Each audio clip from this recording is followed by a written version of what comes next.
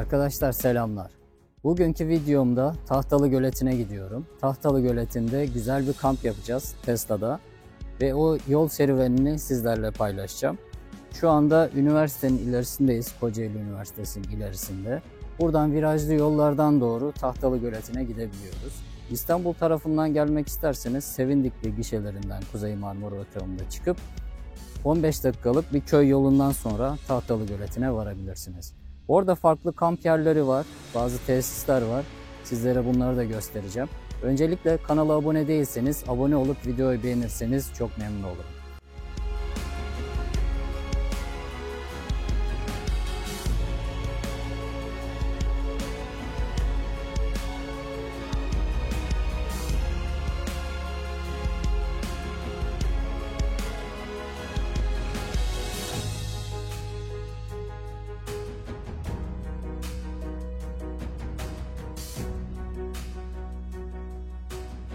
Arkadaşlar Tahtalı yoluna çıktık. Virajlı bir yol var önümüzde. Yaklaşık 13 kilometre. Bir viraj performansında görelim bakalım Tesla'nın arkadan itiştiği model virajlarda nasıl performans sergileyecek. Şimdi yola geçelim.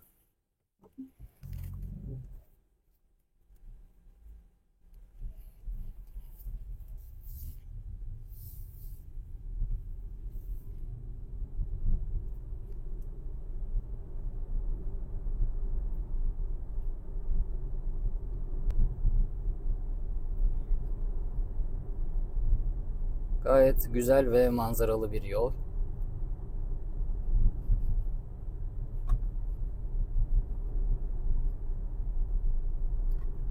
Hava sıcaklığı 13 derece. Bugün şansıma güzel bir hava var. Aslında bir karda kamp videosu yapmayı düşünüyordum. Ancak beklenen kar yağmadı. Haftaya belki yağabilir. Şöyle biraz bir basalım.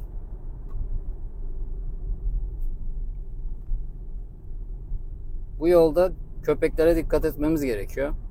Ayrıca daha önce bende motosiklet vardı. Motosikletle daha da keyifli olduğunu düşünüyorum bu yolun.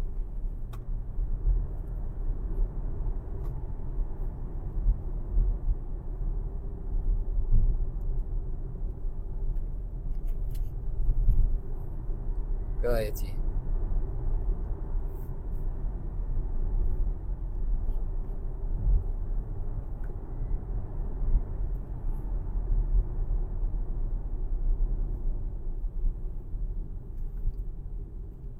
Fazla da trafiği tehlikeye atmadan sakin şekilde ilerleyelim. Aracın dinamikleri kilosuna göre hiç fena değil. 2 tonu geçik bir ağırlığı var aracın. Ancak batarya altta olması nedeniyle ağırlık merkezi biraz yere yakın. Gayet iyi şekilde taşıyor. Yaklaşık 217 beygir, 450 Nm torku olan bir araç. Bildiğiniz üzere.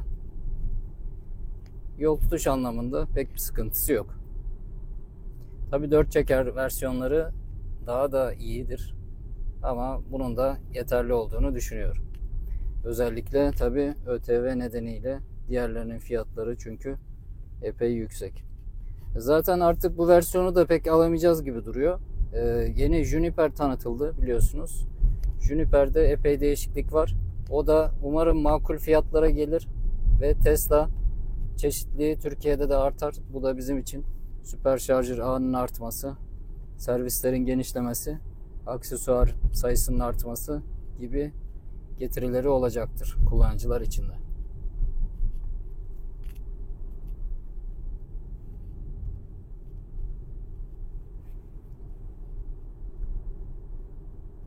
Ormanlar içerisinden ilerliyoruz. Aslında burada bir otopilot denemesi de yapabiliriz bu virajlarda. Şöyle aktif edeyim. Evet, otopilot şu anda açık. 62 km hıza sabitledi.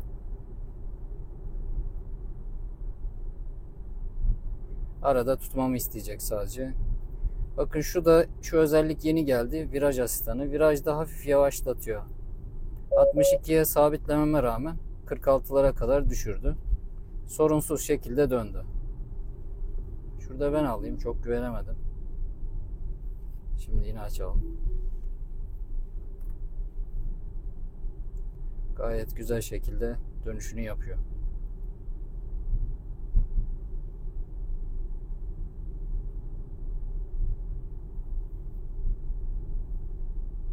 Araç içerisinde bulunan kabin kamerasından direksiyonu tutup tutmadığınızı algılıyor. Ayrıca direksiyondaki ağırlık sensöründen. Bakın burada iyi bir viraj var. Evet. Almaya hazırlanın dedi. Bir iki fren yapıp durdurdu. Yoluna soktu. Şimdi dönüş yerimize geliyoruz.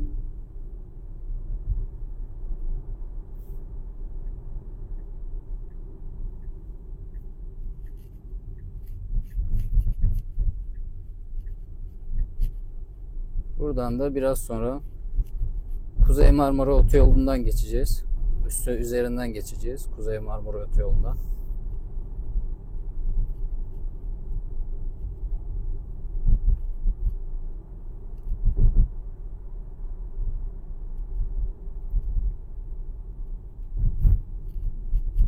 Karşı tarafta Derince'nin köylerini görebilirsiniz. Gerçekten güzel köyleri var Kocaeli'nin.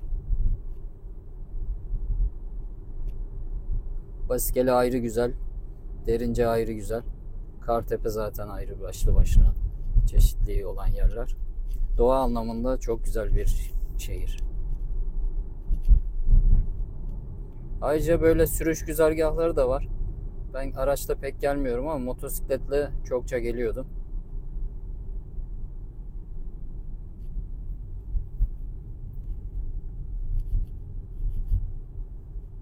Şimdi Kaşıkçı köyünden doğru geçiyoruz.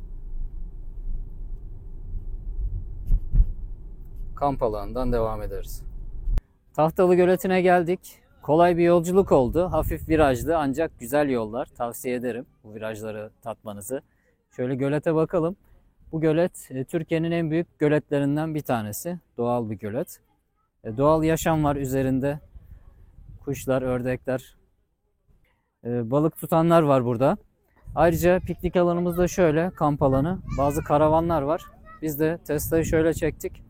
Mangalımızı, yiyeceğimizi burada kuracağız biraz sonra. Akşam da burada yatmayı planlıyorum. Kamp yatağını Tesla'nın içerisine kuracağım. Bu aşamaları hep birlikte görelim. Tahtalı Göleti'nin kenarındayız. Bir turlayalım dedik. Şimdi burada bir yürüyüş yapacağız. Bu gayet güzel bir yer. Gelmenizi tavsiye ederim kesinlikle. Hava bir tık kapandı. Biraz güneş gitti. Daha doğrusu bulutlar geldi, kesti. O nedenle soğuk biraz arttı. Burada birkaç fotoğraf çektik. Gerçekten çok güzel bir yer. Şimdi akşam da kamp için heyecanlanıyorum. Bakalım nasıl olacak. Hava sıcaklığı epey soğuk olacak gibi duruyor. Tabii öncesinde bir güzel karnımızı doyuracağız. Bir masamızı kuracağız, yemeğimizi yiyeceğiz. Onu da part part paylaşacağım sizlerle. Evet, yatağı kurmaya başlayalım gündüzden. Şimdi bagajı boşalttım. Hadi bakalım. Bagajımız bu şekilde. Şimdi koltukları şuradan yatırabiliyoruz. Şuradaki tuşlar vasıtasıyla. Koltuklar yattı. Düz bir zemin oluştu. Şimdi buraya Decathlon'un 1.90'a 1.20'lik yatağını kuracağız. Hadi ona geçelim. Evet, yatağımız bu. Air Basic 120 diye geçiyor. 120'ye 190'lık bir yatak. Bunu bir kere daha önceki kamp videomda kullanmıştım. Baskeli'de kamp yapmıştık. Bu arada onu da izleyebilirsiniz. Tavsiye ederim.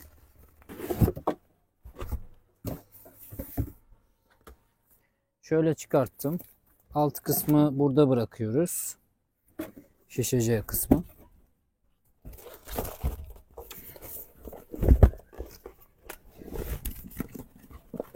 Uzun zamandır açmadığım için yatağı biraz kıvrım kıvrım. Evet, şöyle açabildim.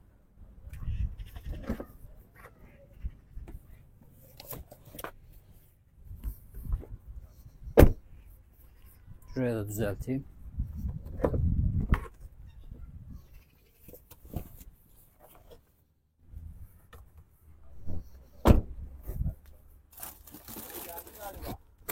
Şimdi şu pompayı da yine Decathlon'dan satın aldım.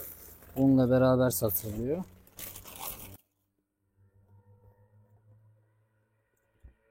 Evet, pompayı taktık. Şimdi şişireceğim. Bakalım ne kadar sürede şişecek. Evet, şişmeye başladı. Bunu elektrikli pompayla da şişirebilirsiniz. Benim elektrikli pompam var ancak ucu uymadı. Ondan zorlamadım. Bu şekilde de rahatlıkla yapabilirsiniz.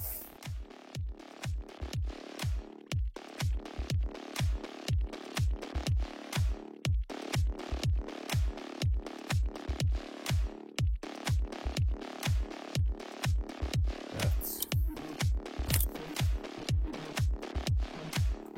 Kapağımızı kapayalım.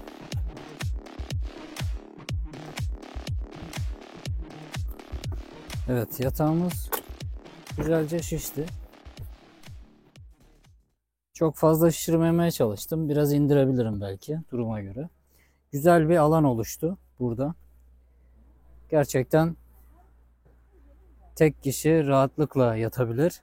Biraz sonra örtüsünü de sereceğim ve içine de bakacağız. Evet, mangalımızı da hallediyoruz. Şöyle size ufak bir görsel vereyim. Köftemizi pişirdik. Sucuğumuzu pişiriyoruz. Şimdi masamızda kuruyoruz. Az sonra yiyeceğiz. Ve masamızı kurduk arkadaşlar. Şöyle sizin de çok canınızı çektirmeden göstereyim. Menümüz böyle. Manzara karşısında yiyeceğiz. Artık acıktık, yiyelim. Evet, alanda yemeğimizi yedik. Güzel bir yemek yedik. Şimdi gün batımında biraz yürüyüş yapacağız. Daha sonrasında araca geçip artık akşam moduna geçeceğim. Bir film izlemeyi düşünüyorum olursa. Belki bir film izlerim. Sonra birkaç çay çerez derken artık yatışa, kamp moduna geçeceğiz. Gayet güzel gidiyor her şey.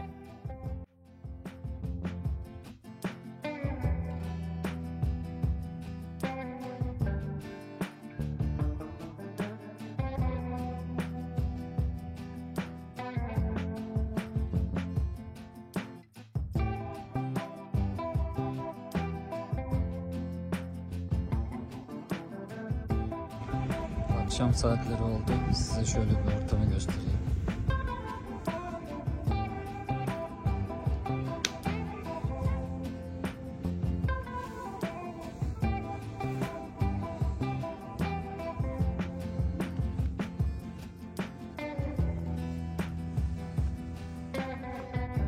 Gölet üzeri epey karanlık. Karşıda bir evin ışıkları var sadece. Araç içerisinden selamlar. Dışarısı epey soğuk, artık 8 derece oldu. Saatimiz 8:20. Şu kamp modunu artık aktifleştirelim. Bunun için klima menümüzü açıyoruz. Şuradan kamp işaretine tıklıyoruz. Kamp modu aktifleştirildi. Bakın, istediğim dereceyi seçebiliyorum. 20 derece yeterli olacaktır diye düşünüyorum. Yetersiz olursa artıracağım. 8:20'de %47 şarjla kamp modunu aktif ettik. Bakalım sabaha neyle karşılaşacağız. Şöyle yatağımı da hazırladım arkada. Size göstereyim. Aracın ışıklarını açıp. Yatak bu şekilde. Gerçekten rahat gözüküyor. Üstüm cam. Üzerim ağaçlar var. Yoksa gökyüzünü görmek de güzel olurdu. Sabah ağaçları göreceğimi düşünüyorum. Bakalım nasıl bir uyku çekeceğim. Ve sabah kalktığımda şarj nasıl olacak? Ne kadar etkilemiş olacak? Çünkü bu gece epey soğuk olacak gibi. Filmimi de hazırladım Netflix'ten. Bu arada internet gayet iyi çekiyor. Geleceğe Dönüş 2 filmini izlemeyi tercih ediyorum bu gece. Bakın, DeLorean da geliyor. Şimdi biraz film keyfi yapalım. Daha sonrasında uyku. Bu arada aracı kamp moduna aldığınızda iç ekrandan kapıyı kilitlememiz gerekiyor. Şöyle kilitlersek dışarıdan kimse açamayacaktır. Ayrıca kameraları açıp etrafa bakabilirsiniz. Bakın, şurada yan tarafımda kamp yapan karavanlar var. 2 tane. Güzel kamp ateşi yanıyor. Arkadaşlar kamp modu aktif. Bakın şöyle de bir görseli açtım. Bu arada ekranı soranlar oluyor. Ekran kamp modunda belli süre sonra kapanıyor. Ufak bir noktacık şeklinde çıkıyor. Oradan aktif edebiliyorsunuz. Manzarayı göstereyim. Karşıda gölet var. Biraz karanlık. Üstümde ağaçlar var. Şu Decathlon'un lambalarını bir göstermek istedim size. Bakın şu Decathlon'da satılan pilli kamp lambası. 3 farklı modu var. Birincisi kırmızı. Gece lambası gibi. İkincisi bir tık seviye beyaz. Bir kere daha bastığınızda daha çok şekilde yanıyor. Bir diğer ürün de var bende. Şöyle. Bu da tek basışlı. Bir kere basışta böyle yanıyor. Güzel ürünler, tavsiye ederim. Şöyle koyduğunuzda gayet güzel aydınlatıyor. Kampta faydalanabilirsiniz. Decathlon'dan bir de kafa lambası almıştım. O da şöyle birkaç farklı modu var. Birincisi kırmızı, ikincisi beyaz ve şiddeti artıyor. Bunu da almanızı tavsiye ederim. Bu arada ücretli işbirliği değil. Bu ürünleri beğendiğim için sizlere tavsiye ediyorum. Ben aldım. Kenarda durmasında fayda var. Ayrıca şu lambanın pilli olması fiyat avantajı var. Normal şarjlısına göre fiyatı oldukça uygun. Ancak pilli olması zaten benim gibi çok sık kamp yapmayanlar için daha avantajlı. İstediğiniz zaman pilini değiştirebilirsiniz. Herhangi bir markette bile kolaylıkla bulabileceğimiz pil türü. Aracın içerisini 20'ye ayarlamıştım. Gayet sıcak. Bir ince bir battaniye ile gayet rahat ediyorum şu anda. Güzel de bir manzaram var. Bakalım sabaha nasıl olacak. Sabah görüşmek üzere. Günaydınlar. Tesla içerisinde güzel bir uyku uyudum ve sabaha kuş sesleriyle ve manzarayla uyandım. Şimdi size onları göstereceğim. Saat 8:20 civarları. Tüketimi de merak ediyorum. Gece bir iki kere uyandım. Baktım çok fazla bir tüketim yok gibiydi. Bu arada sıcaklığı 20 derecede tuttum. Bana yetti açıkçası. Üstüme bir battaniye aldım. Yetti. Eğer üşüseydim zaten artırabilirdim. Tüketimi de çok fazla etkilemiyor. Alan bu arada gayet geniş. Burada 2 kişi rahatlıkla yatabilir. 2 kişi bir çocuk belki zor. Yani mecbur kaldığınızda olabilir ama konfor anlamında 2 kişiye ideal. Bir kişi zaten gayet rahat. Şimdi size göstereyim. Bakın şöyle gayet rahat bir alan var.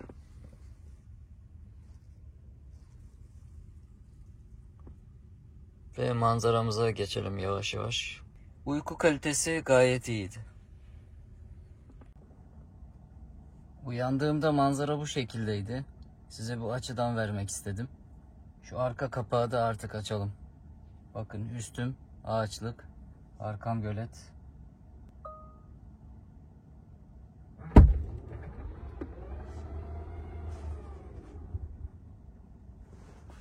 Harika.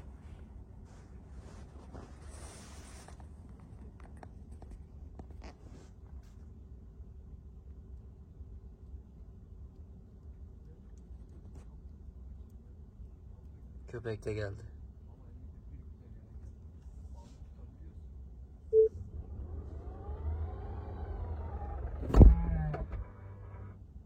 Sanki bir kapsülün içerisinde uyumuşsunuz gibi.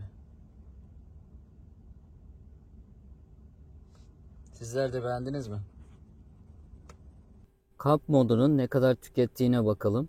%47 ile akşam 8:20'de kamp modunu açmıştım. Şu anda 8:20'yi geçti, sabah 8:20. 12 saatten fazla bir zaman geçti. Ayrıca 2 saat kadar film izledim, müzik dinledim. Buna rağmen enerjimiz %47'den %31'e düşmüş sadece. Bence gayet iyi bir değer. Şöyle artık klimamızı kapatabiliriz. Tahminimden daha az enerji tüketti bu arada. Dış sıcaklıktan bahsedeyim size. Şu anda 5 derece. Sıcaklık sürekli 8 derecenin altındaydı. Bu hava koşullarına göre bence gayet iyi bir değer.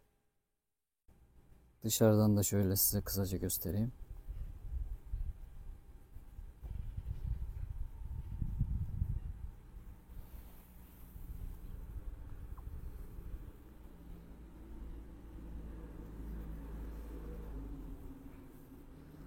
Bu arada bu kamp alanı ücretsiz.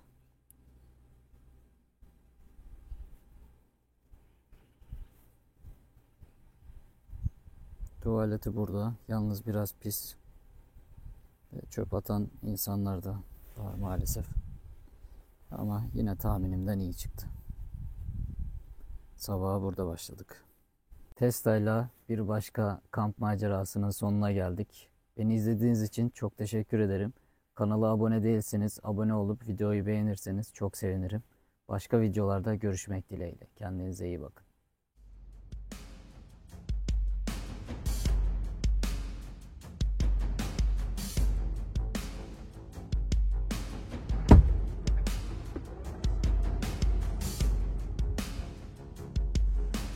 Harika.